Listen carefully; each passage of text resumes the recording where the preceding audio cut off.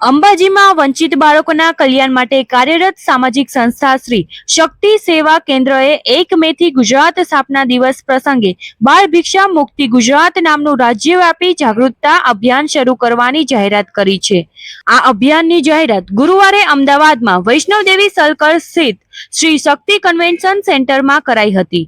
આ કાર્યક્રમમાં વિવિધ ક્ષેત્રના મહાનુભાવો અને સામાજિક અગ્રણીઓ ઉપસ્થિત રહ્યા હતા।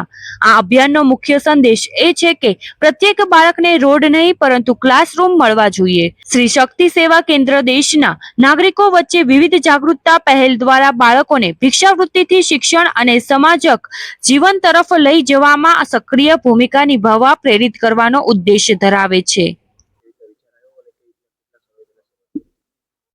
આ યાત્રા ખરેખર તો જોડાયેલી છે મા અંબાથી જોડાયેલી અમારી આસ્થા છે।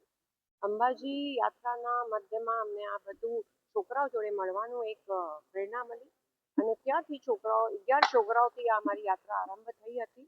જ્યારે આ લોકોને અમે લોકોએ સંઘર્ષ જોયું કે ગબ્બર ઉપર 1100 પગથિયા ચડે અને ઉપર જાય ને પછી ત્યાંથી પાછા નીચે આવે, ફરી કોઈ બીજી ઉષાબેન જોડે ઉપર જાય ને પાછા નીચે આવે।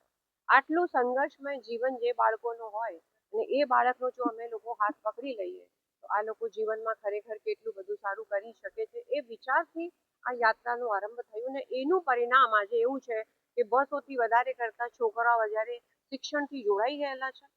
અમે લોકોએ જગનની જીવન બદલોના માધ્યમથી એમના આખા પરિવારને એડોપ્ટ કર્યું અને આ પરિવારની જે મહિલાઓ છે એમને સશક્ત કરવા માટે અમે લોકોએ નારી સશક્તિકરણ કેન્દ્રની શરૂઆત કરી, જેમાં આજે 300થી વધારે બહેનો જાતના સીવણનું કામ કે માટીનું કામ એવી રીતે બધી વસ્તુ શીખી રહી છે અને એમને આત્મનિર્ભર કરવા માટેનો અમારો પ્રયત્ન છે કે માં આત્મનિર્ભર હોય તો જ બીજા બાળકોને જીવનમાં કંઈક સારા સંસ્કાર મળતા હોય છે।